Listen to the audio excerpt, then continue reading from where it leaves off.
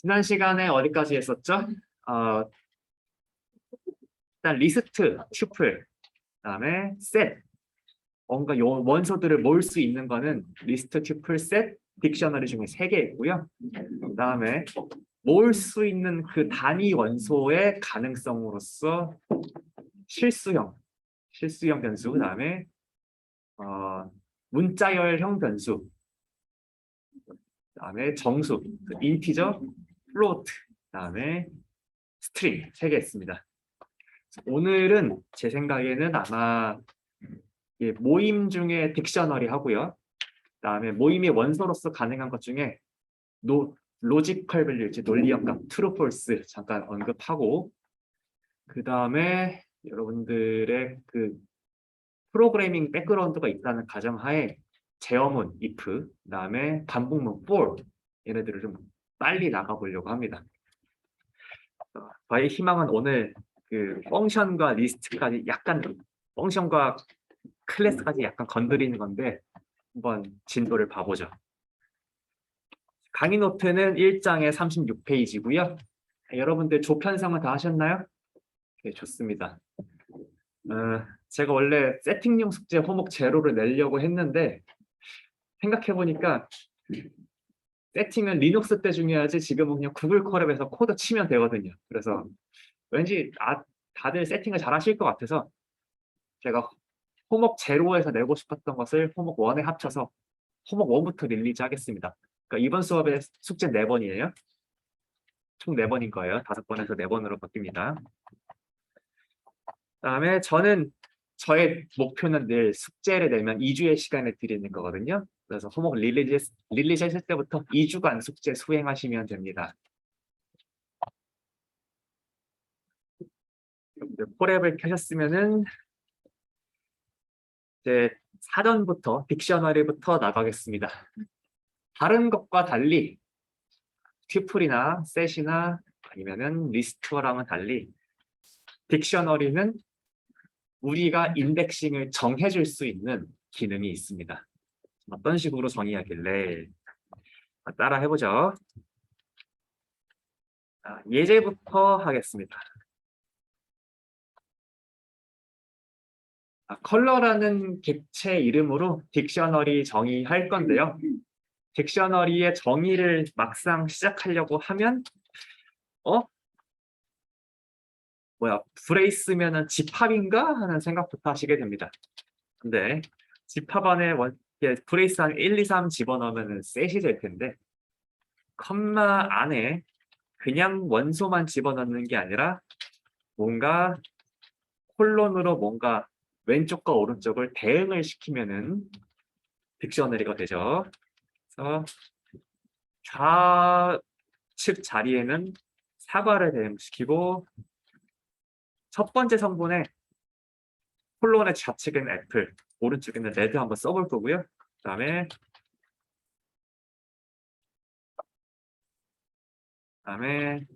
두 번째는 좌측 바나나, 우측 옐로우 써볼 거고요. 이쪽에서 끝내죠. 일단 실행시키고 그러면은 이 녀석이 어떻게 생겼는지 한번 구경해 나옵시다. 컬러는 우리가 코딩한 거랑 똑같이 저장이 되어 있죠. 그다음에 타입을 한번 보시면은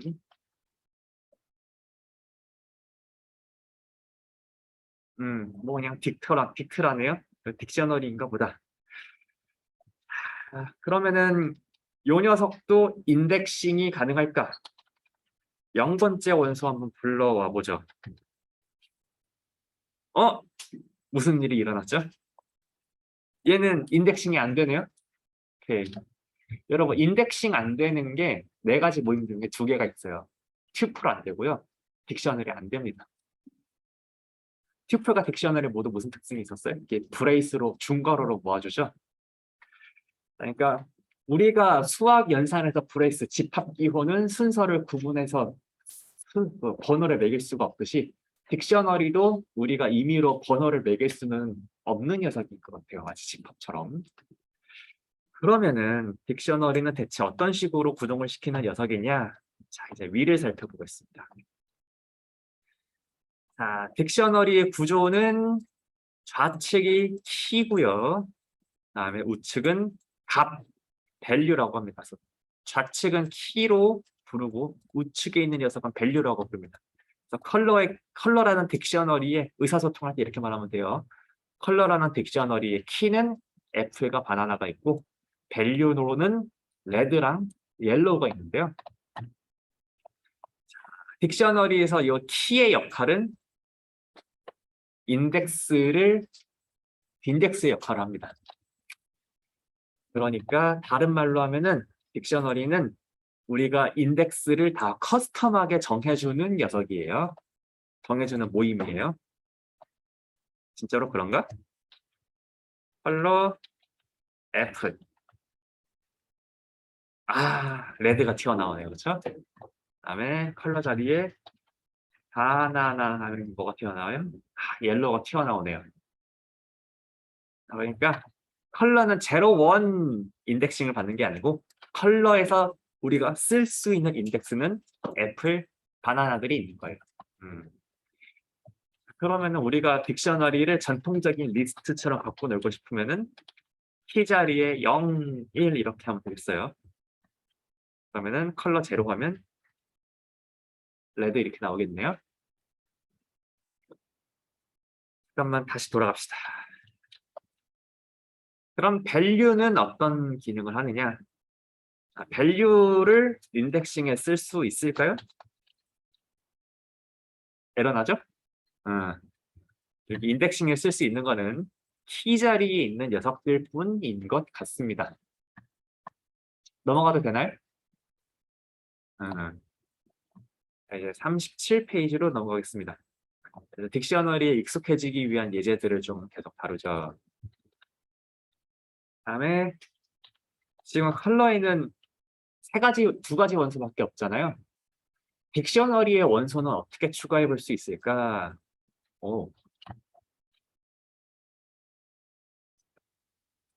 잠깐만 리스트 하나만 볼게요. 쏘리. 자, A 리스트의 경우에 원소 추가하는 방법이 여러 가지가 있지만 우리가 안 다뤄본 게 보자. 리스트 같은 경우에는 새로운 인덱스에 4 집어넣으려고 그러면 안 되죠. 자, 그런데 그 딕셔너리의 경우에는 우리가 여기 입력에 쓴 적 없는 새로운 키를 이용해서 키밸류 페어를 추가를 할 수가 있어요. 딕셔너리에 새로운 키밸류 원소 하나 지금 집어넣은 예제입니다. 그다음에 다음 예제는 뭘까요?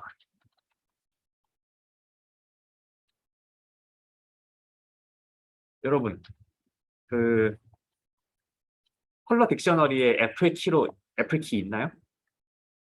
이미 있죠. 애플 키에 레드 들어있죠. 우리가 이미 있는 키에 접근을 해가지고 뭔가를 하면 기존에 있었던 밸류가 이렇게 대체가 되네요. 위에는 애플은 부사했는데 이제 밑에는 아오리가 됐죠. 그다음에 그 딕셔너리의 구성 요소는 키가 쫙 있고 밸류가 쫙 있으니까 우리가 언제는 이 딕셔너리에는 어떤 키들이 있어 한번 보고 싶을 때도 있고 그다음에 어떤 밸류들이 있어 한번 싹 보고 싶을 때도 있겠죠. 자, 근본적으로 파이썬의 모든 객체들은 다 클래스의 형태고 클래스를 커스텀하게 정의하는 건 우리가 뒤에 하겠지만 클래스의 중요한 특성은 클래스에 점 누르고 3초간 기다리면 우리가 쓸 수 있는 메소드와 어트리뷰트들이 쫙 뜨죠. 컬러에서 아이템스로 꼽으면은 뭐가 나올까? 자, 딕셔너리에 대해서 우리가 쓸 수 있는 메소드입니다.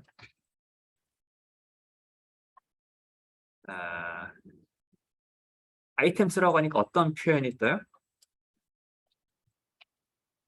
그냥 컬러로 접근했을 때랑은 약간 다른 표현이 뜨죠. 네. 일단 여러분들이 이것만 보고서 이제 좀 짐작을 하실 수도 있습니다. 아이템스라고 하면은 딕셔너리를 어떻게 바꾼 거예요? 리스트로 변환해 놓은 거 같죠? 리스트로 변환해 놨고 키 밸류 페어를 다 튜플로 묶어 가지고 각각의 하위 번수로 저장해 놨다. 보실 수 있겠습니다. 그러면은 여러분들이 만약에 이 녀석 컬러 아이템스를 AA로 저장해 두셨다면은 컬러에서 0번으로 인덱싱은 하실 수 없지만 자, 아이템화된 AA는 안 되네? 이, 이 뭐야, 왜, 리스트처럼 생겨서 될 줄 알았더니 여전히 인덱스를 받아주지 않습니다. 그거만 다음에 배울 텐데, 뭐, 한번 인덱싱이 안 된다고 해도 포구문에서 계속 접근을 할 수 있거든요. in items는 프린트 C 한번 해보시죠. 그러면 우리가 인덱싱을 할 수 없지만 포구문으로 원소 하나하나에는 접근할 수 있구나. 이거는 보실 수 있겠습니다. 그다음에 우리가 지난 시간에 튜플을 하나의 객체로 받아오는 게 아니라 튜플의 그 원소 자체를 처음부터 튜플의 원소를 다 쏙쏙 하나하나씩 받아올 수 있는 거를 배운 적 있죠? 이렇게 AB로 바꿔보면은 이 AA 튜플의 리스트는 아니지만 리스트처럼 보이는 녀석의 튜플의 각 키 자리랑 밸류 자리에 접근을 해가지고 걔네들을 다 이렇게 출력을 할 수가 있게 되네요. 넘어가도 되나요? 그다음에 또 그 딕셔너리의 다른 메소드들 또 살펴보시죠. 아이템스 말고 왠지 키스 메소드는 키들만 뽑아내는 것 같죠? 과연 그러네요. 그다음에 컬러점 밸류스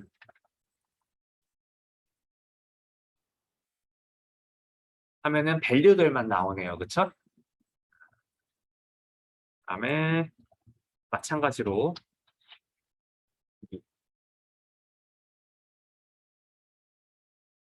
DB와 CC에 대해서는 인덱싱은 안 되지만 그쵸? CC도 안 되지만 소구문으로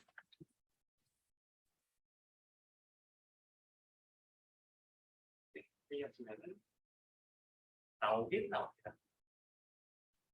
그다음에 또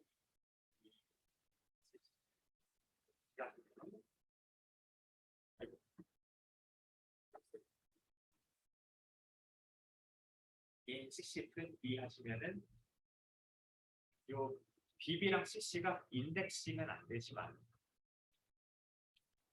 그 모임에 있는 각각의 원소에 대해서 소구문으로 접근하시면은 원소에 접근은 하실 수 있어요.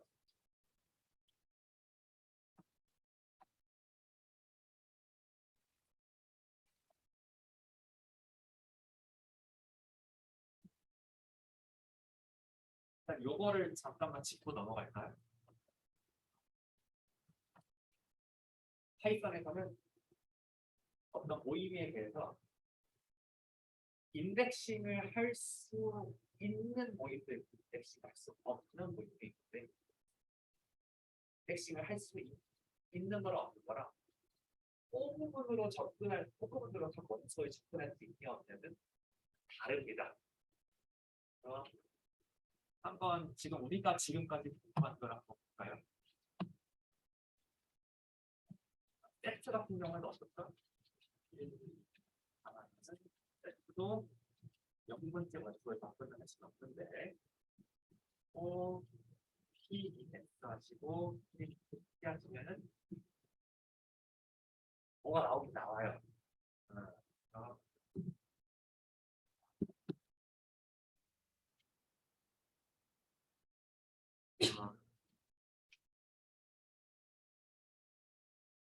첨자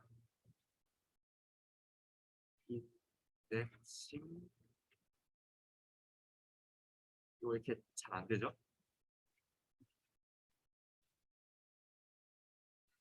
그럴 수 있습니다.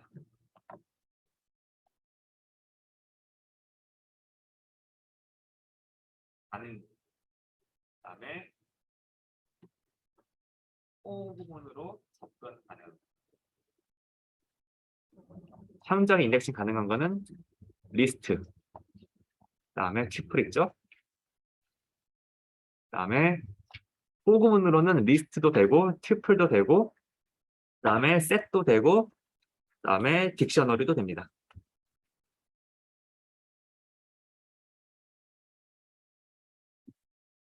그다음에 이 강의 노트에 뒤에 등장하는지 잘 기억이 안 나는데 포그문으로 접근 가능한 객체를 파이썬에서 전문적으로 이렇게 불러요. 아이터러블 객체.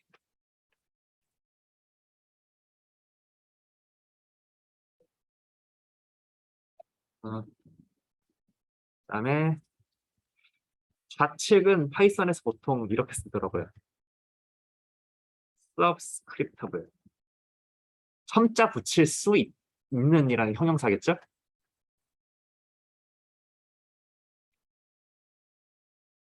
제가 파이썬 공부할 때 가장 이해가 안 됐던 거는 subscriptable 객체랑 iterable 객체가 다르더라고요. 보통 subscript를 하지 않더라도 iterable은 할 수 있습니다. 그다음에 우리는 통계학과니까 아니 왜 프로그래머들이 이런 분리를 해놨을까 한번 막 상상을 해보는 겁니다. 상상을 한번 해볼 수 있는데 저는 첨자는 불가능하지만 포그로 접근 가능한 경우가 언제 있었냐면 참 이 레코드가 여러 가지 분산 시스템에 저장되어 있는 경우였습니다. 레코드가 행이 여러 시스템에 분산 저장돼 있어요. 그러면은 여기저기에 첨자를 이렇게 붙이기는 곤란해요. 근데 각 레코드에 대해서 포로 접근해가지고 걔네들에서 어떤 연산을 해라. 이건 시킬 수가 있어. 여러분 차이가 공감 가세요? 그러니까 누구 분산 시스템에 누가 저장될지 몰라. 그러면은 누가 먼저 처리가 돼가지고 누가 먼저 연산이 완료될지 몰라. 그러면은 어, 물론 여기 테이블 안에 조작적으로 뭐 아이디 번호를 집어넣을 수는 있는데 연산의 순서 같은 거 우리가 지정하기는 어려워요. 그럼에도 불구하고 각 행에 대해서 우리가 똑같이 어떤 연산을 시키는 건 할 수 있죠. 그러면은 각 행에 똑같은 연산을 시키는 거는 굳이 첨자 개념은 필요가 없죠. 그냥 for 구문으로만 접근하면 돼요. 더 이상은 저희의 프로그래밍적 백그라운드가 짧아서 얘기하지 않도록 하겠습니다. 네. 이 정도 알고 있으면 그냥 뭐 이렇게 분석할 때 큰 지장은 없더라고요.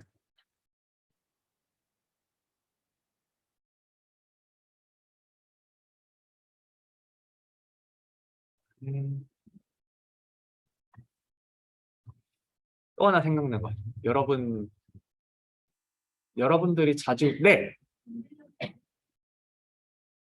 제가 지금 어,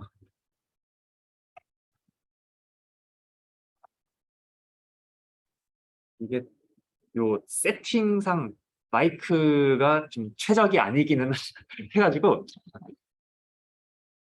이 정도 말하면은 스피커가 나가나요? 마이크 볼륨을 한번 키워볼까요?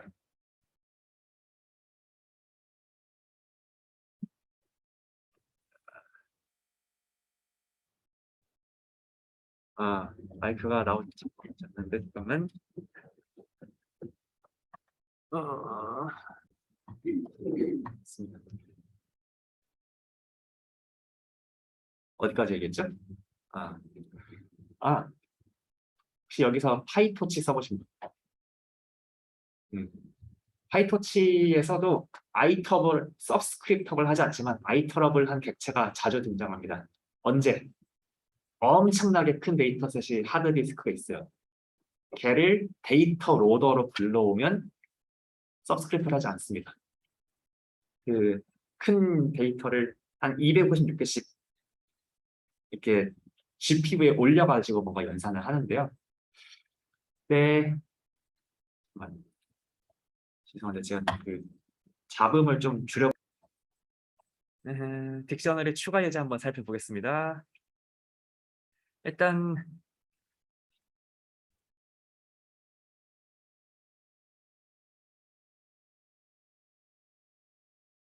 하나 지워볼까요? 아이고, 치어리죠? 체리지, 치어리가 아니고. 그러면은 체리 키가 삭제된 거를 보실 수 있고요. 클리어하면은 어떻게 되죠? 아이고, 빈 껍데기만 남은 걸 보실 수 있고요.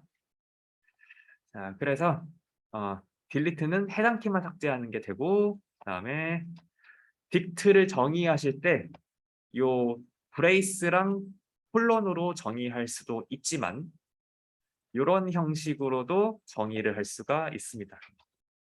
콜라는 딕트로 뭐 하나만 해보면 되죠. 애플은 레드. 아이고, 제가 는을 해버렸네. 아니야? 무슨 일이죠? 돼야 되는데. 아, 제가 면대 는이 아니고 어, 자, 표현법이 이게 아닌가?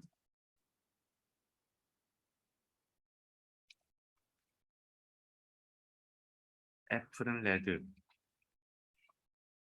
바나나는 옐로우. 안 돼요? 왜 안 돼? 모르는 사이에 뭔가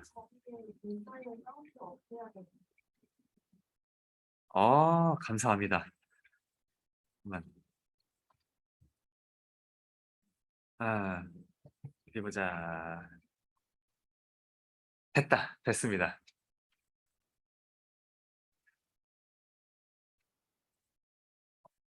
음, 다른 방법으로도 정의하실 수 있고요. 그다음에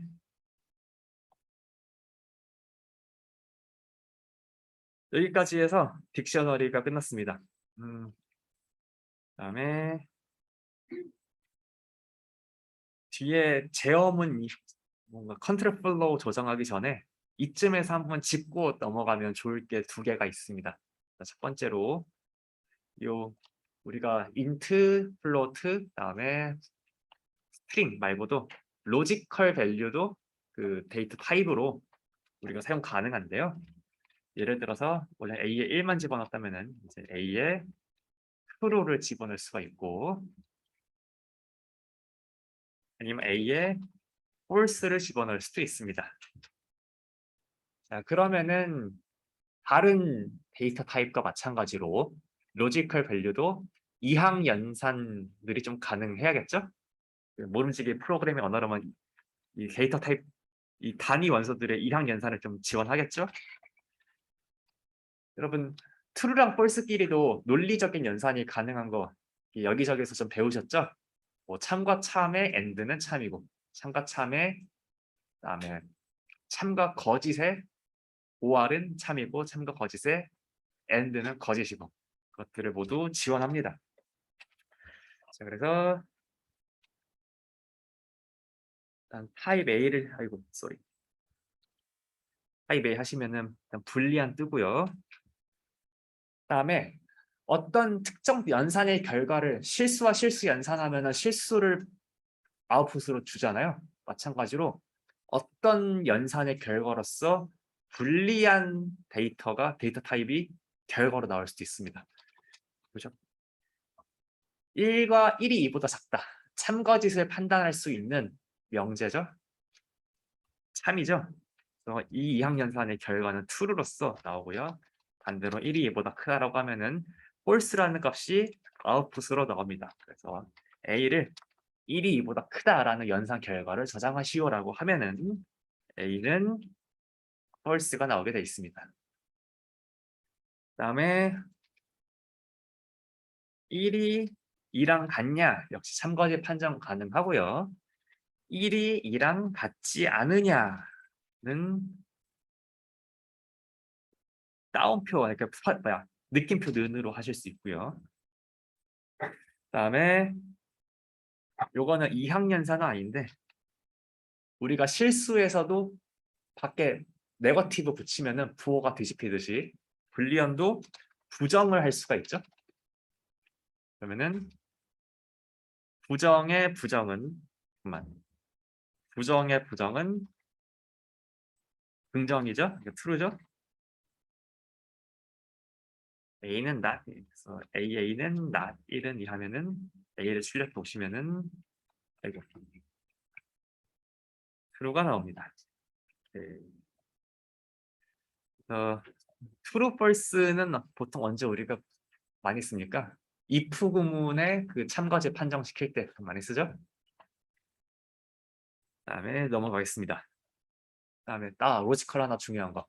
if 구문 참거짓 판정할 때랑 또 하나 중요한 게 인덱싱 할 때 특정 기준을 만족시키는 행이나 열만 뽑아오고 싶을 때 이 불리한 오퍼레이션을 많이 합니다. 그다음에 어디 보자. 이번에는 조금 더 로우 레벨로 내려가 보겠습니다.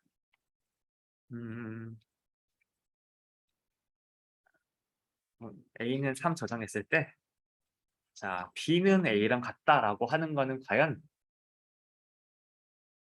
아이고, 뭐 B 하면 3 되긴 하겠지.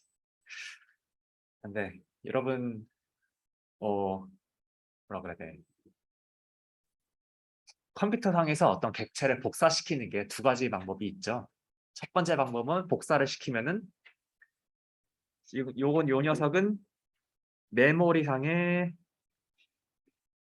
램이야 램. 여러분들 8기가 정도 차지하는 거기에 A는 3 선언하면은 A를 위한 작은 공간을 만들어 가지고 여기에 3 이렇게 지금 저장이 되어 있는 거죠. 어떤 프로그래밍 랭귀지는 B는 A라고 시키면은 A를 똑같이 카피에다가 메모리 다른 공간에 3 하고서 B 이렇게 저장하기도 합니다. R이 그렇습니다. 그런데 파이썬은 원칙이 뭐냐면 객체나 이렇게 다른 새로운 객체를 정의할 때 다른 객체랑 같다고 정의를 한다. 그러면은 똑같은 메모리 접근합니다. 자, 그러니까 이제 B랑 A는 같은 메모리를 지칭하고 있기 때문에 B를 바꾸면 왜 안 바뀌어? 음, 만.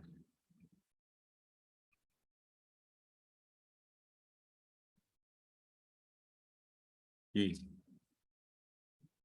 죄송합니다. 자,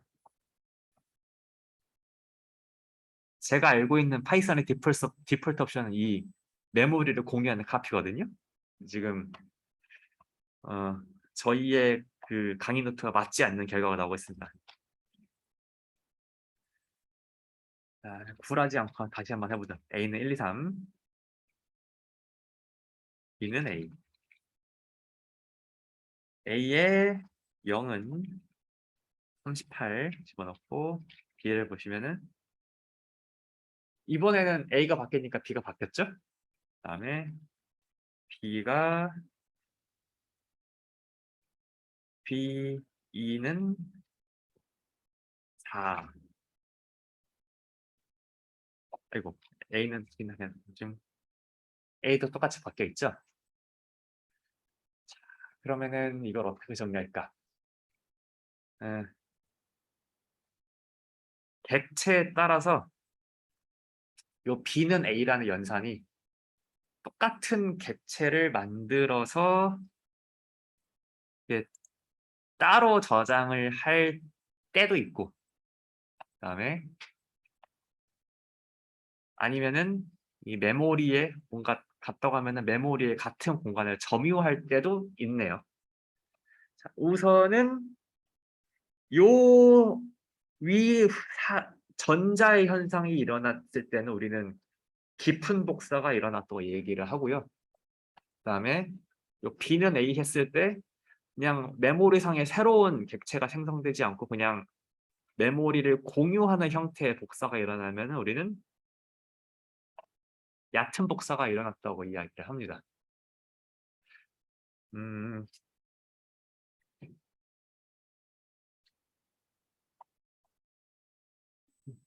네,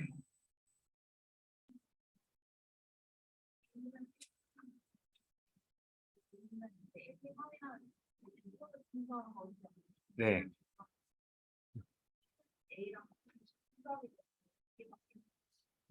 네.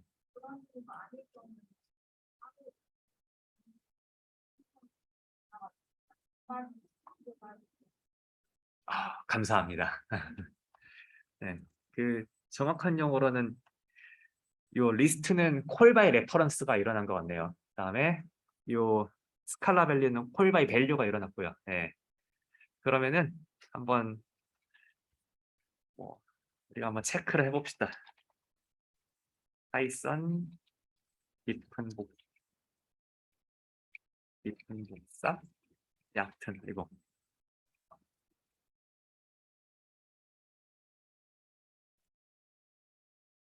네.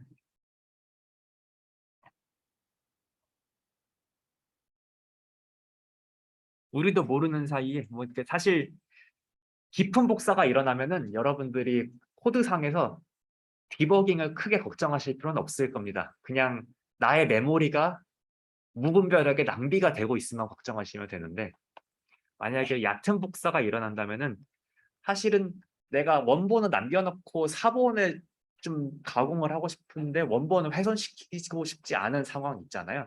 그럴 때 원본이 같이 훼손될 수 있는 가능성을 좀 조심을 해야 되겠습니다. 그래서 우리는 얕은 복사가 언제 일어나는지를 한번 살펴볼게요. 어렵다. 자, 얕은 복사.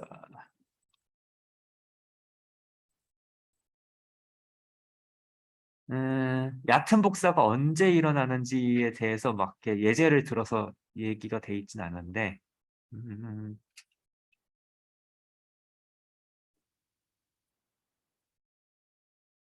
어디 보자.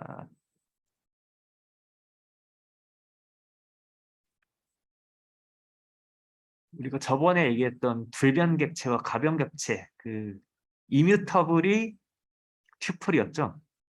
그다음에 리스트랑 셋은 그 요소를 대체할 수 있는 뮤터블 객체였고요.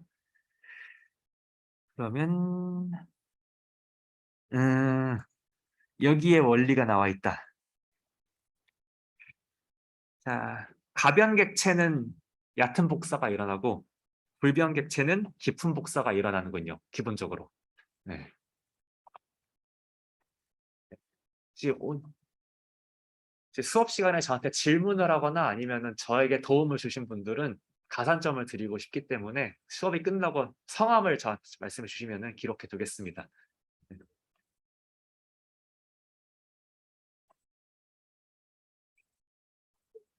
예.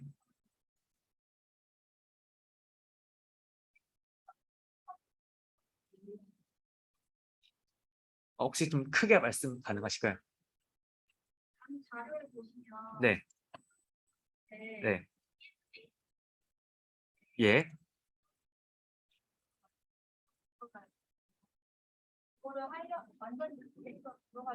음흠.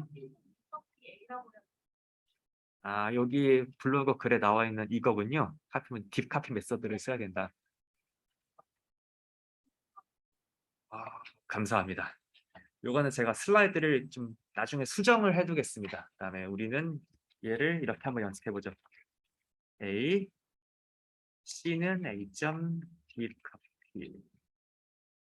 안 돼? 어디 보자. import copy.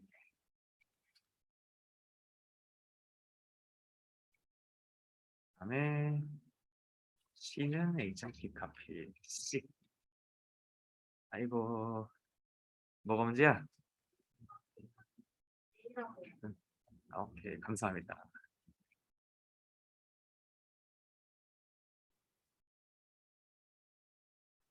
네, 그러면은 C를 다시 한번 조작을 하면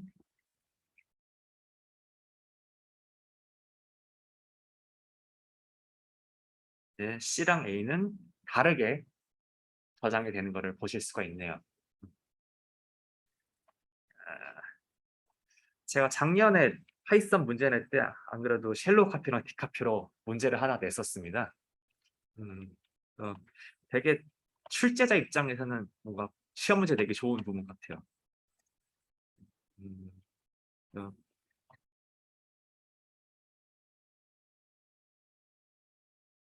음, 혹시 여기서 조금 더 클리어하게 만들고 싶은 질문 있으실까요? 이해 안 되는 부분이나? 아니면 넘어가려고 합니다. 좋습니다. 음, 그러면은 그 모든 프로그램의 기초인 그 제어문과 조건문, 그다음에 반복문 한번 짚어보도록 하겠습니다. 음, 아래 파이썬에서 제어문은 같이 제어문 파이썬에서 함수 같은 경우에는 함수를 정의하려면 일단 def로 시작하고 내가 이 함수에 주고 싶은 이름을 그 다음에 쓰죠. 그다음에 그 함수의 인풋 인자로 집어넣고 싶은 녀석을 과연 뭐 3개면 3개, 2개면 2개 이렇게 합니다. 자, 그다음에 이 함수의 아웃풋으로 쓰고 싶은 녀석을 리턴 다음에 예, 이 빈칸에 남기는데 예를 들어서 우리가 A와 B를 곱하는 함수를 만들고 싶다고 하면은 A, B 이렇게 하고서 리턴 하시면 되겠죠? 그러면 이제 이 녀석을 어떻게 쓰면 되느냐? 타임스 안에 A 자리에 3, B 자리에 뭐 이런 식으로 하면은 아웃풋을 얻으실 수 있고요. 다른 그 프로그래밍 언어랑 마찬가지로 기본값을 지정하실 수 있습니다. 기본값을 지정하시면은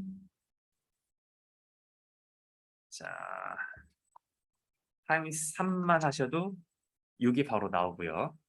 그다음에 파이썬은 객체를 가리지 않죠.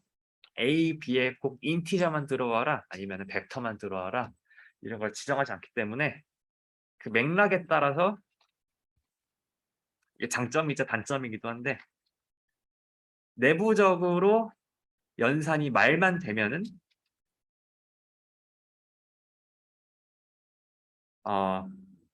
그 결과가 나오죠.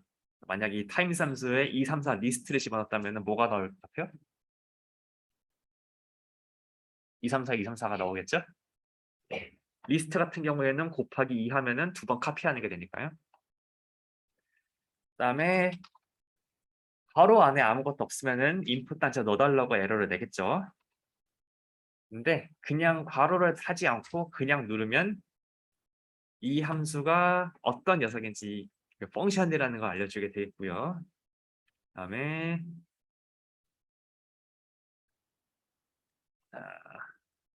파이썬에서 함수라는 타입은 따로 타입으로 지정이 되어 있을까요? 펑션이라고 지정이 되어 있죠. 그러면은 함수는 뮤터블일까요? 임뮤터블일까요? 자, 함수는 소리 파이썬 이렇게 물어보면은 뭐 나오겠지? 예 나옵니다. 그래서 저도 예상치 못했던 그 대답인데, 지금 구글이 아니고 빙이군요. 구글에는 한번 물어보죠.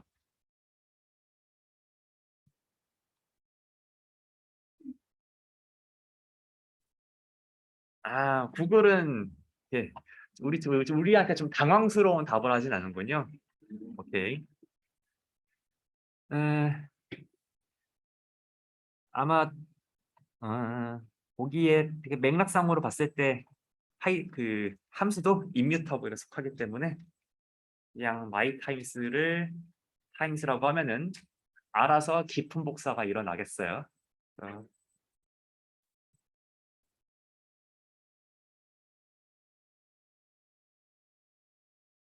아니야?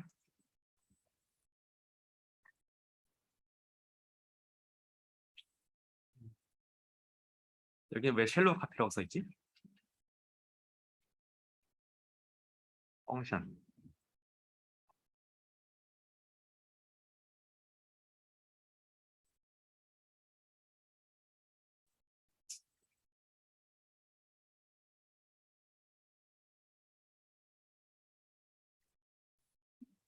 음흠. 자, 빙의 말을 빙의 말이 과연 맞을까요? 자, 빙의 말이 맞을까? 빙의 말이 맞다면은 임뮤터블이니까 깊은 복사가 일어나야 돼. 그럼 깊은 복사가 일어났다면은 아이디를 쟀을 때 그 아이디는 메모리상의 주소를 리턴하는 것이니까 깊은 복사가 일어났다면은 아이디를 물어봤을 때 다른 주소를 얘기하겠죠? 아이디 타임스.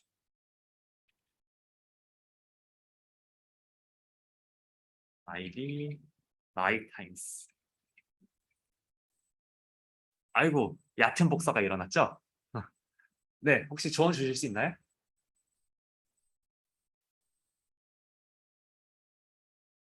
예.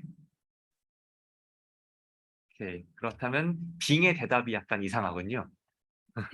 오케이. 아, 역시 여러분은 구글을 쓰는 게 좋겠습니다. 음, 음, 음, 음.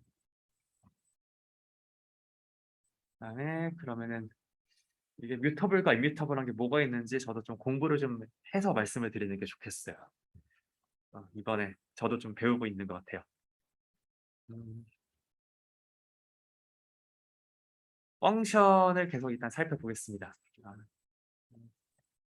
펑션에서 또 중요한 게 이 전역 변수와 지역 변수 개념이지 않습니까? 그렇죠?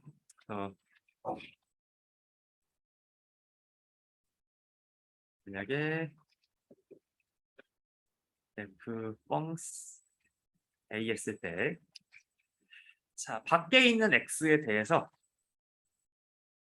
따로 a를 지정하지 않아도, 따로 x가 뭔지 지정하지 않아도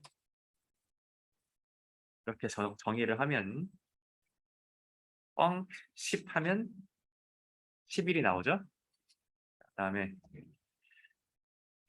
또 다른 프로그래밍 랭귀지에서 자주 등장하는 예제인데 x에 4가 있어요. 그러면은 뻥 10의 결과가 어떻게 됩니까? 어떻게 될까요? 혹시 왠지 내가 프로그래밍 설계자의 입장으로 봤을 때는 유저한테 가장 안전하게 서비스를 하려면은 14를 주도록 프로그래밍 언어를 설계하는 게 조금 편하겠죠? 이거를 좀 근본 있게 하려면은, 자, 그러면은 프로그래밍 랭귀지를 설계할 때 여기 안에 있을 때랑 바깥에 있을 때랑 우선순위를 항상 정해주는 게 좋겠죠? 자, 그래서 이렇게 한번 개념을 이렇게 만들어 보게 된 것 같습니다. 일단 같은 객체가 이렇게 여러 번 그 정의가 된다면은 함수 내에서 정의한 변수인 이 지역 변수라고 부르는 녀석을 참조하는 게 첫 번째고요. 그 다음에 만약에 지역 변수에 x라는 녀석이 없다면 그 다음에는 함수 바깥에 있는 함수 외부에서 정의한 전역 변수라는 녀석을 참조를 할 겁니다. 자, 그러면은 전역 변수에도 없는데 내장 변수, 파이썬 자체 정의 변수를 참조할 때도 있을까요? 자,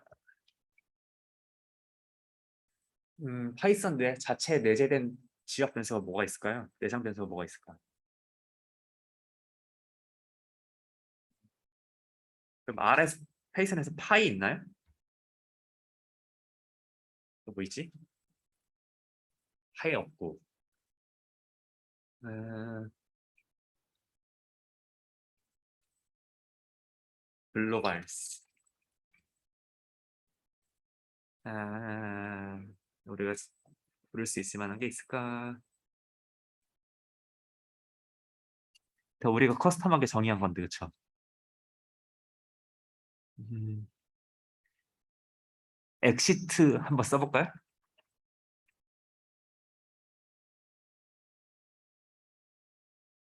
음.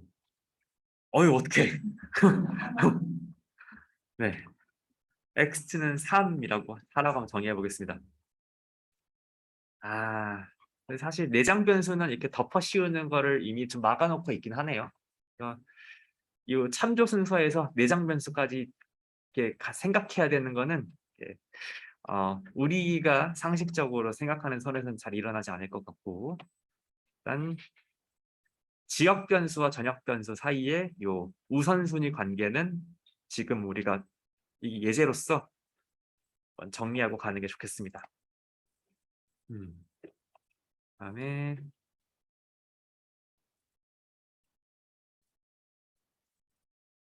음, 펑션으로 여기까지 44초까지 있죠? 오케이. 그다음에 요거는 따로 아까 얘기를 했기 때문에 그냥 읽고만 넘어가도 될 것 같아요. 함수에서 기본 설정 값을 사용할 수 있고요. 우리가 아까 b에 20 b에 2 설정했던 것처럼요. 그다음에 기본 설정 미적용 인수는 기본 설정 인수 앞에 정의해야 된다. 순서가 있어야 된다고 합니다.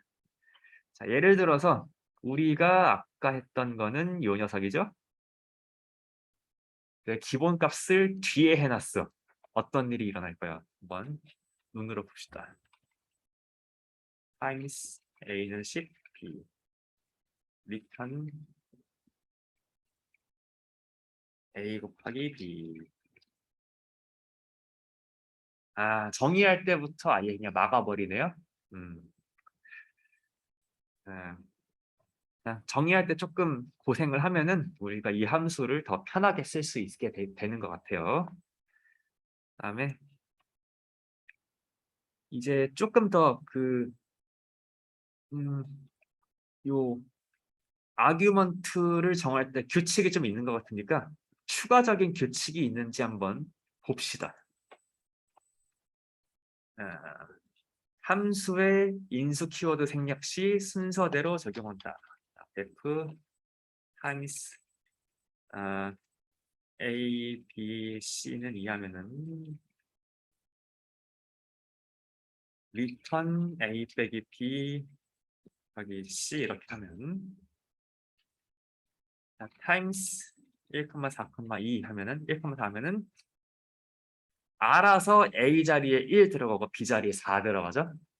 네, 우리가 복잡한 함수 쓰다 보면은 인수 순서 좀 실수로 뒤집어 넣을 때도 있고 그래요. 그래서 저는 좀 복잡한 함수 쓴다 하면은 언제나 꼭 그 인수 이름을 매겨줍니다. 그러면은 내가 A는 4, B는 1을 집어넣는 걸 깜빡하고 그냥 B는 1, A는 4 집어넣었어. 그럴까요? 이제 B 자리에 1 들어가고 A 자리에 4가 들어가죠. 그래서 타임즈 1,4랑 같은 결과를 얻고 싶으면은 A는 1, B는 4를 해야 되겠습니다. 그다음에 자, 이게 여기까지 얘기했고요. 그다음에 무슨 이야기일까? 키워드 사용한 다음 인수의 키워드는 생략할 수 없다. 1, 4는 되는데 1, 4도 되고 1, B는 4는 되는데 A는 1하고 4는 안 되네요. 음.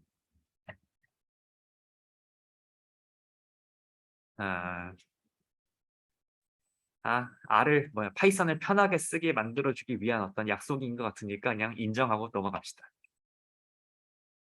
그다음에 조건 구문은 일단 우리가 자주 쓰는 게 if else 구문이랑 그다음에 if, else if, else 이런 멀티플 초이스도 있죠. 그러면은 이제 여러분들이 가장 익숙하신 것 같으니까 이것만 같이 한번 따라해보고 넘어갑시다. 4는 그냥 80이라고 치고 만약에 커맨드 라인에서 인풋을 잡고 싶으면은 왼쪽에 보고 계신 그 함수를 이용하면 됩니다. 인풋 스코어 하고서 땡 하면 요 인풋 함수는 뭔가 인풋을 받아서 인풋 받은 녀석을 이렇게 스트링으로 저장하는 스트링으로 아웃풋을 주는 함수인 것 같죠?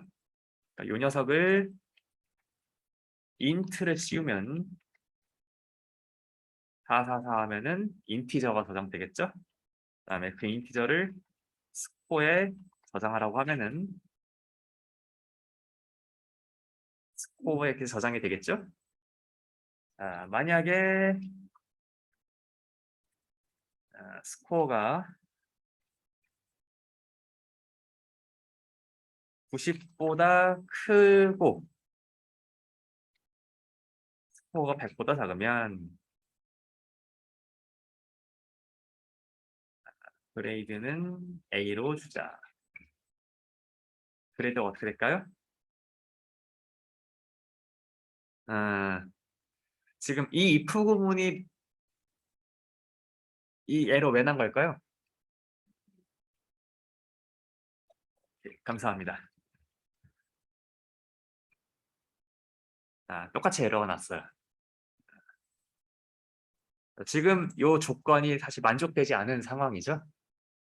네, 80은 90과 100, 90보다는 그러니까 요 조건을 적용했을 때 false가 되죠. 스코어에 대해서는. 그렇기 때문에 이 if 아래에 이 구문이 실행되지 않았습니다. 다음에 else if를 죽여서 elif고요. 스코어가 만약에 80이면 그레이드를 B로 줍시다. 이번에는 그레이드가 잘 정의가 됐을까요?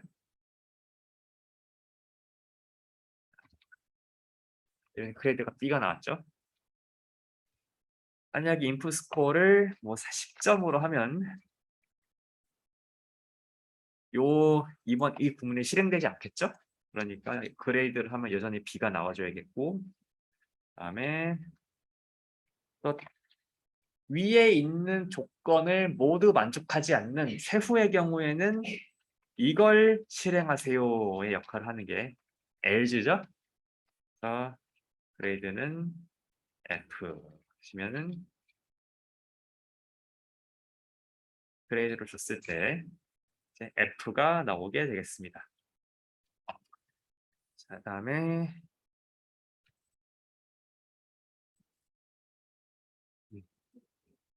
네, 말씀하세요. 예,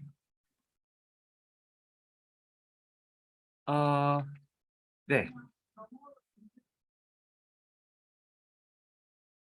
그러면 비트 연산으로 논리 연산을 하면 안 되나요? 예.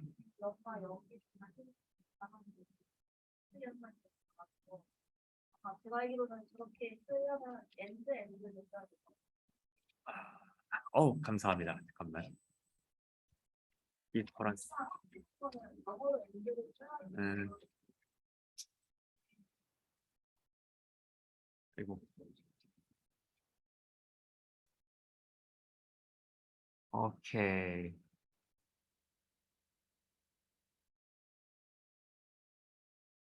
음,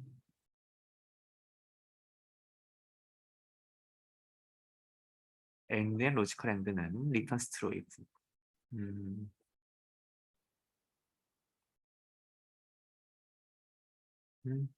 잠깐만.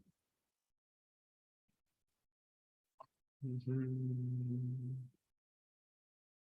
혹시 로지컬 밸류에 대해서는 혹시 상관이 없을까요?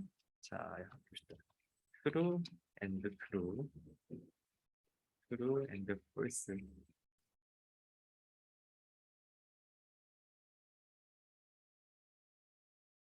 음.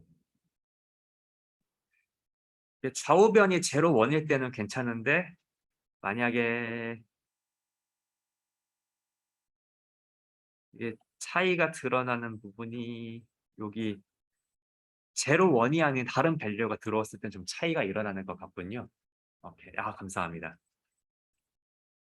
음, 아, 이게 차이가 일어난 이유가 14랑 4를 만약에 14를 비트로 보면은 뭐 1110 맞나요? 음. 그래서 14 엔드 4는 4인데 이게 왜냐? 4는 0200이죠? 0100죠? 14는 뭡니까? 아, 미안. 0010이죠, 4는. 그다음에 4가 0120. 그치. 좌측이 14의 이진법 표현이고 우측이 헷갈린다. 죄송합니다. 1, 8 더하기 4 더하기 2. 그쵸. 오케이. 그다음에 8 더하기 4 더하기 2, 2 더하기 2. 감사합니다. 이거 안 돼? 음. 잠깐 비트와이즈로 했을 때 요 얘네들 0, 얘네 둘 했을 때 1, 0, 0 나와가지고 4가 나왔구나 생각할 수 있겠죠? 네, 또 배웠네요. 감사합니다.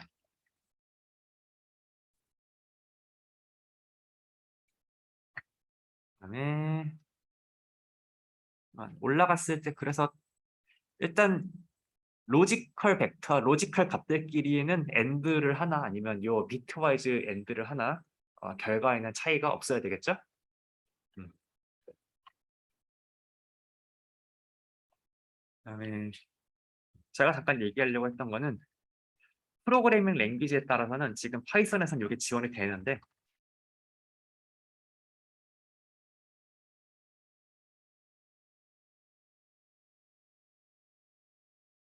음, 언어에 따라서는 요 녀석 2학년 논리 연산 두 개를 합친 거를 못 알아듣는 애도 있습니다. 자, 누가 못 알아듣냐? C가 못 알아듣습니다.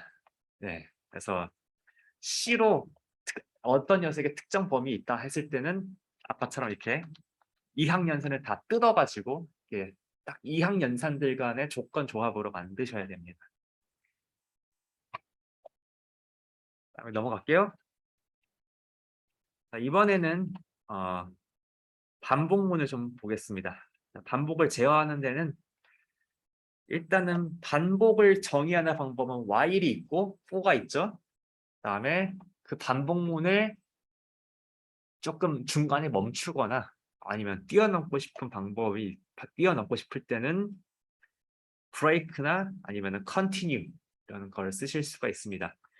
while은 각자 하실 수 있다고 생각하고 저는 사실 통계 코드 같은 경우에는 뭐 다른 뭐 컴퓨터 코드도 마찬가지겠지만 무한 루프가 좀 두려운 현상 중에 하나거든요. 특히 컴퓨터에서 수학 코드에서 포그문을 돌릴 때는 그레디언트 디센트나 뉴턴스 메소드 같은 최적화 알고리즘에서 스텝으로 나가는 경우가 많은데 그거를 10,000번, 100,000번 돌리는 게 과학적으로 그렇게 큰 의미가 없는 경우가 많고 차라리 무한히 돌릴 바에야 1000번으로 끝내버려라 하는 게 우리한테는 편한 경우가 많아요. 그래서 우리는 포그문만 살펴보겠습니다. O, J, in.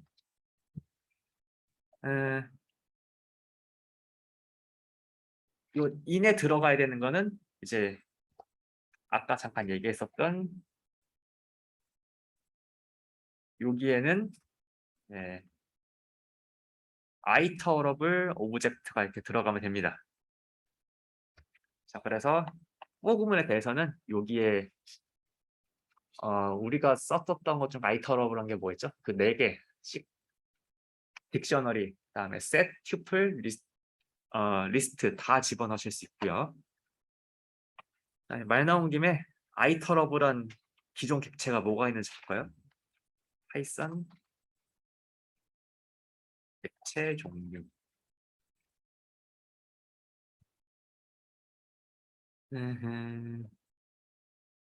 자, 일단 우리가 보고 있던 리스트, 튜플, 딕트, 셋 있는 거 다 보실 수 있고요. 그다음에 추가적으로 스트링도 되고 레인지란 녀석도 되네요. 자, 그러면 다른 거는 됐고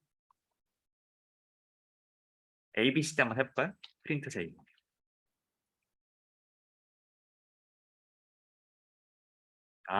이게 문자를 하나하나씩 뜯어서 접근하네요. 그렇죠?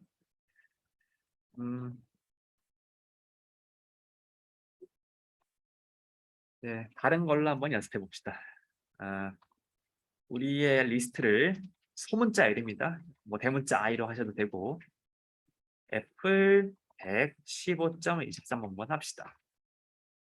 그다음에 for I in L 하시고서 프린트 I, IB랑 타입 I를 같이 출력해 봅시다. 그러면 자, 첫 번째 0번째 위치에 있던 애플부터 애플이랑 애플의 클래스 100과 100의 클래스 15.23과 15.23의 클래스 이렇게 3개가 나오네요.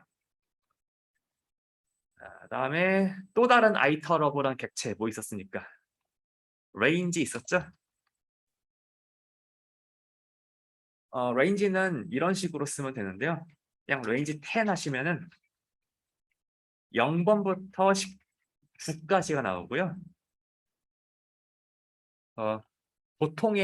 우리의 보통의 뭐 인덱스 같은 게 필요하면은 뭐 레인지 쓰시면 편하고 이 레인지의 시작을 0이 아니라 다른 숫자로 하고 싶다면은 커스텀하게 첫 번째 아규먼트로 지정하시고 마지막 인덱스를 그러니까 15로 지정하시면 1부터 14까지 접근합니다.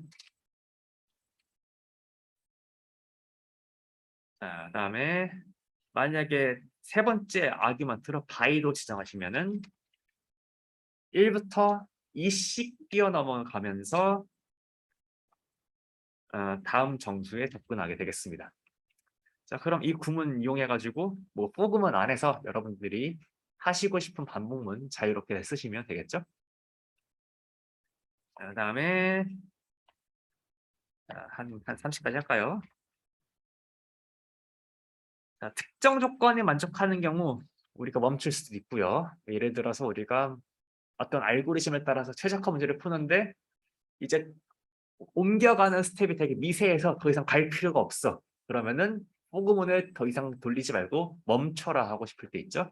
그럴 때 브레이크가 되게 유용할 거고요.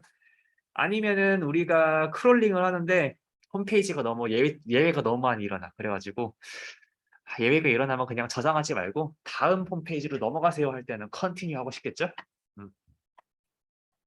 그러면은 그런 걸 어떻게 한번 해볼 수 있느냐? 만약에 프린트 i를 하고서 만약에 i가 15보다 크면은 브레이크 해라. 그럼 결과로 뭐가 나올까요?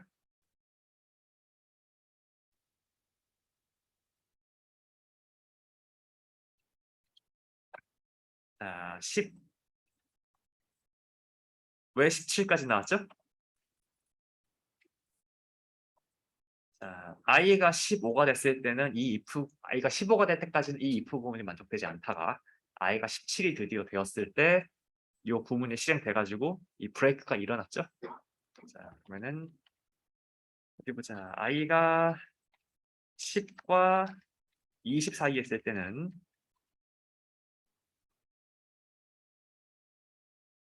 그냥 넘어가세요. 한번 해볼까요? 결과로 뭐가 나올지 한번 예상해 보실 수 있겠어요?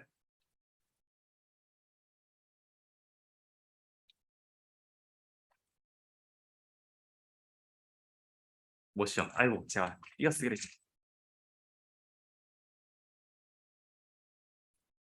아, 잠깐만요. 위치를 잠깐 바꿔야겠다. 의도한 게 이거였는데. 이렇게 하면 결과가 어떻게 나오는지 예상하실 수 있겠어요? 자, i 숫자를 출력은 하긴 했는데 10과 20 사이에서는 출력을 하지 않고 그냥 넘어가겠죠? 13579하고 중간에 띄워넣고 21부터 시작되는 것을 보실 수 있습니다. 그다음에 L주문은 뭐 잘 안 쓰니까 넘어갈게요. 자, 컴프레hension까지 하고 끊을 수 있겠다. 음, 아이터러블 객체가 있을 때 요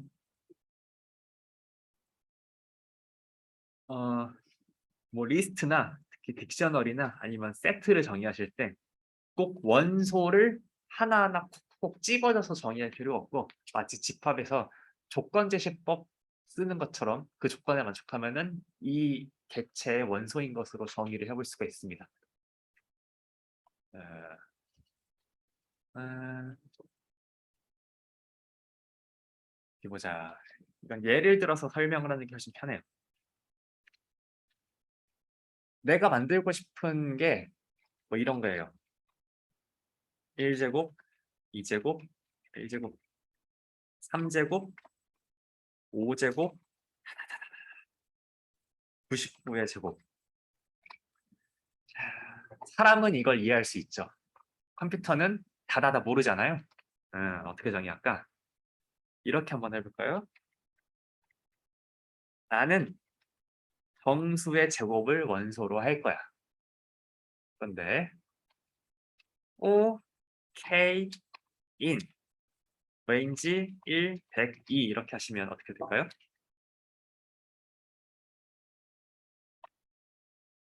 자, 요 포구문 하면은 아까 프린트 하실 때 13579 홀수에 쫙 접근하잖아요. 그러니까 1부터 99까지에 대해서 K 제곱을 원소로 하십시오 라고 하면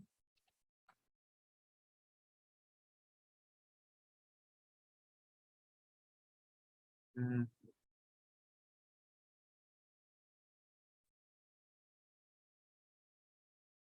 제가 뭔가 잘못한 것 같은데? 죄송합니다. 제가 습관적으로 제곱을 꺽쇠로 쓰는 뭐라 그러죠? 요새 쪼라고 하나요? 응. 네.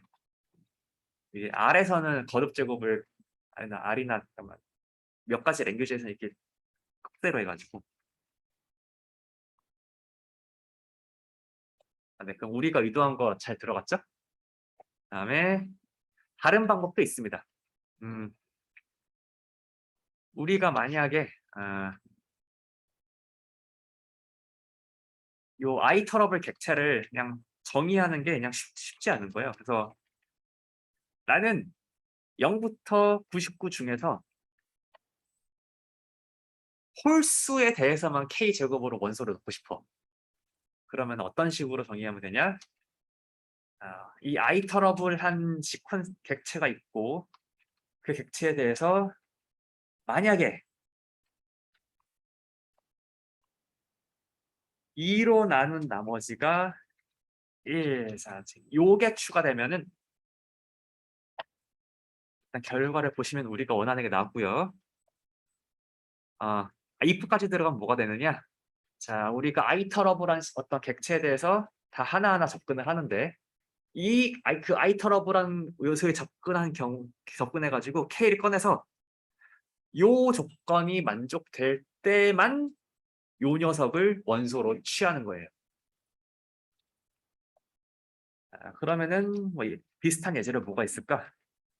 짝수의 제곱들만 저장하려면 어떻게 하면 될까요? 0부터 99까지 가면서 만약에 그 수가 2로 나눈 나머지가 빵이면은 그 녀석의 제곱을 원소로 해라 라고 하시면 이번에는 0, 46, 36, 4 우리가 원하는 거 나오는 거 보시죠? 자, 그래서 마찬가지로 저희가 지금 여기 리스트에 대해서 이 리스트 뭐야 아이터러블 객체의 for 구문과 if 구문 이용해 가지고 리스트 정의하는 거 했고요. 그다음에 마찬가지로 여기 조금 더 복잡한 게 있어가지고 그냥 짚고 그냥 넘어가려고 했더니 한번 따라해 보는 게 좋겠어요.